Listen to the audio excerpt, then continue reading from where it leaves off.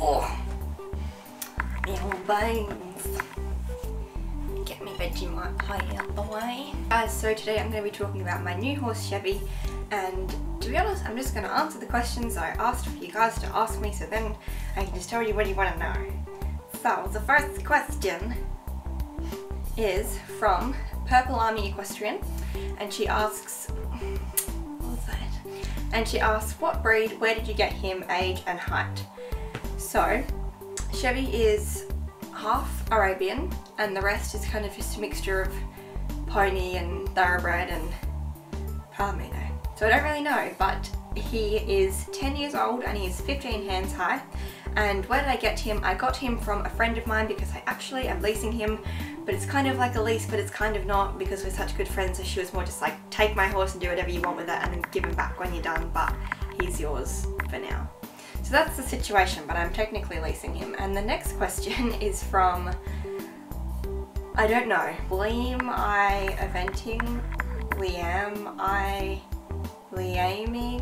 don't know, but thank you for asking me a question. She said, how old is he and what has he done before you got him?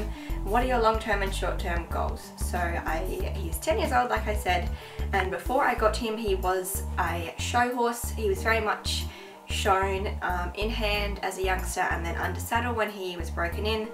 And then my friend who I'm leasing him from got a new horse, and when she broke him in, she stopped riding Chevy, which is like fine, that's chill, we don't all have time for two horses. So he did, I think, a fair bit of nothing for about a year, and then she leased him out to somebody who was like a super beginner rider, and they just kind of walked around on him and did some trail rides, and that's about it. But he was too much for them, so they gave him back, and then he went out to spell from March of this year until like October, when we brought him back to where I am keeping him now. So he's done a whole lot of FA basically for the last 2 years to bring him back into work really slowly because he slipped out in the paddock and twisted his sacrum. So yeah, that's about that part of the question. She also said, what are your long-term and short-term goals? So I don't really have any long-term goals, to be honest, right now, because I'm just kind of getting to know him and seeing what he's capable of. My short-term goals are to just take him out to a couple of like small dressage days or like freshman's days and just see what he can kind of do, because as I said, he was extensively shown and he is like completely new to like Olympic disciplines, I guess you could call them. Yeah, he's like done hardly any jumping. I don't think he's ever done a dressage comp. So yeah, basically my short-term goals are just to see what he makes of those, and then I guess I'll make some long-term goals from there. The next question is from JL Equestrian, and she said, what made you want to buy him and what is his personality and quirks?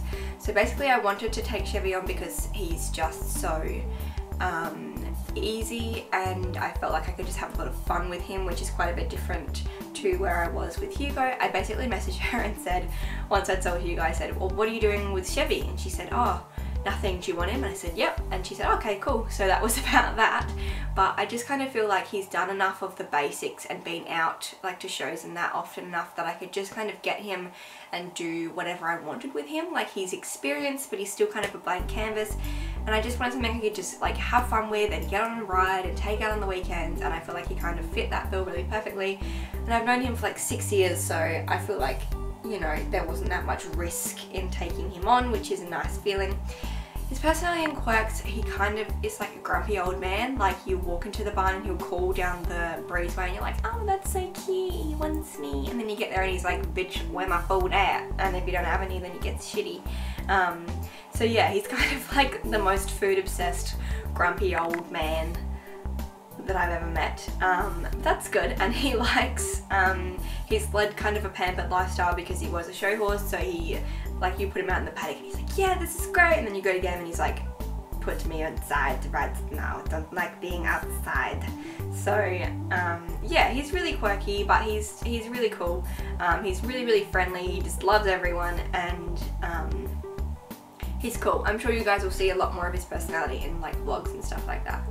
The next question is from Laura Rose 8888, and she said, I was wondering how you stay motivated to ride and fit it in with a busy schedule. I feel like this is kind of not appropriately won't be appropriately answered right now, but I'm motivated to ride because I just got this new kick-ass horse and I'm super excited to do everything with him because he's super fun and much easier to deal with than my last horse, basically. But I did make a video about how I say motivated to ride, I think a long time ago, and I'll leave it posted down below. But basically, if you aren't motivated to ride, then do something different with your riding and maybe you will be, because I have a new horse and now I'm motivated to ride. And I'm fitting it in really easily right now because I've finished uni, I finished my degree, so I'm just kind of working and riding and bumming out until I start work next March. But yeah, I think, and the key to fitting in riding is just to have a schedule and to not put too much pressure on yourself. Orange Equestrian said, what is his nicest gait? Right now it is the trot because I wasn't able to canter him for the first 3 weeks on like physio advice. So it's like you ride the trot and you feel like you're starting to kind of understand it and get a bit more like trainable with it rather than just riding it. And then you canter and it's just like you start all over again. But all his gaits are really nice, which is great. And they're good. He's like quite forward and he's really flexible, and yeah, he has nice gaits. I'm sure you guys will see in the videos. The next question is from Redhead Thoroughbred, and she said, is he yours? What has he done? What are your plans? I think I basically covered these, but thank you very much for your question. The next question is from Kate Boblet 14, and she said, what's his personality like? What are your big goals for the present moment with him? So for the present moment with him, my goals are just to take him out and see what he can do and kind of finish getting over this injury, which I feel like we're really kind of working towards. Like I said, his personality is kind of quirky, kind of grumpy, kind of cute. Yeah, you guys will see, but he's cool. He's interesting. And the last question, well, second to last question is, what are your future plans with him, short-term and long-term goals? Like I said, I don't really have any long-term goals, but I feel like we're really working towards short-term goals, so probably soon I will be able to tell you guys like a bit more about that. And then just want to mention a very favourite person of mine, Hope Gerard.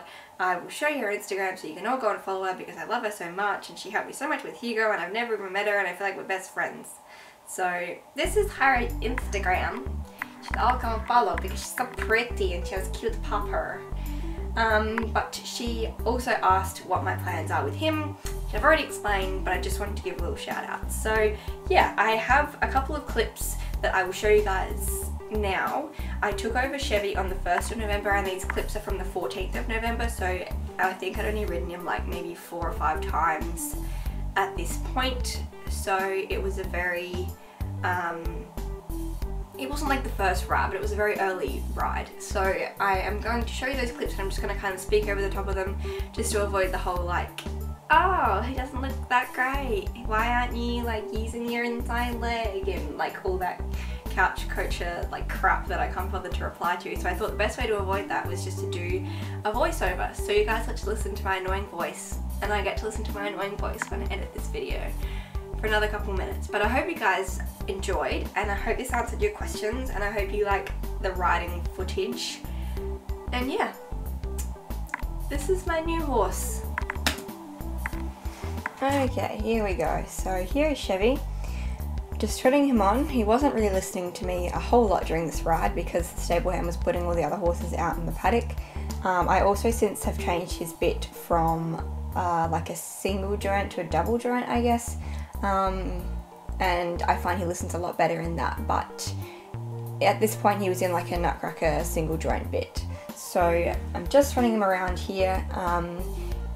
You can see he's not listening super well, and he does this thing, you guys will see it 100 times, where you kind of half halt on the outside rein and he just sticks his nose straight out in front of him. It's really annoying. And yeah, he's interesting. I'm kind of like, I think it's behavioural rather than the bit, but he does it a lot, so I'm sure you guys will see it. I'm also kind of riding him on a longish rein here, just because, yeah, at this point when I had him on a shorter rein, he'd just like stick his nose straight out and it wasn't really happening. As you can see here, he's really not listening super well. That's okay, and I think when he comes around this corner, he doesn't, yeah, he's not listening to my inside leg. There's the nose thing, he's just kind of running with it. He's kind of rude with the bit. I think he's a lot better since I've changed his bit. But yeah, I was more focusing on just kind of getting him forward and getting his attention, which I didn't have there. So he, as you can see, he kind of goes in and out of going on the bit a little bit. He's better there. He is really good at it, but yeah, there's the nose thing. Can you see that? That's so annoying. Until I think until I get him over that, I'm more focused on that rather than like pulling his head onto the bit. So he has a lovely trot, as you can see. He's going quite forward here. Even though his nose is like way out in front of him and my brain is too long, which is why I filmed a voiceover for this video, so I wouldn't just cop heaps of shit from everybody about that. Yeah, you can see here he's giving to the bit a lot better, which is really nice, and you can see his paces, which are good. He moves off the leg really, really well. He's really responsive to the leg, which is nice, so he moves laterally and forward off the leg really well. He isn't really listening here, but that's okay. I don't care to him in this video because, like I said, he was still getting over his injury, and the physio said it was probably better to avoid it at this point. So we're just going to keep trotting around. There was a nice frame back there, but now the nose is out, and that's a little bit better there, you can see. There he's starting to listen to my inside leg and move into the outside rein, which is much better. I think, oh no, don't go across the diagonal. He's actually listening to me here, and as you can see, so much nicer outline. So I'm coming down center line here, and I just wanted to show how he moves off the leg. He's quite good, as you can see, he flexes to the inside nicely, which is good. I don't think he'd probably done any lateral work in about 4 years at this point, so he's good. He's really good off the leg. Here you can see he's much better on the bit, extending a little bit across the long side. He has lovely paces, and here I just wanted to come down the center line. He's a bit, because he's so responsive, I found it difficult to keep him straight, but I think that was more me not being clear with my leg. Here you can see he kind of flicked into the inside, didn't understand the little kind of 5 meter half circle there, but that's okay. So I've just been doing a lot of kind of figure eights and serpentines with him to get him flexing and listening, and a lot of half halting just to get him understanding that. So this is nearly the end of the clip. As you can see, he's going better, definitely better. There's a bit of a change of flexion, and then he stopped listening. Yeah, I'm gonna put up another video from about a week and a half later next, just a short video with a voiceover just so you guys can see some progress. But yeah, I hope you guys liked this video, and I hope you liked seeing Chevy. He's a lovely boy, as you can see. And yeah, if you have any more questions, please leave them down below, but no couch coaching because otherwise I'll get really irritated. Thank you, bye!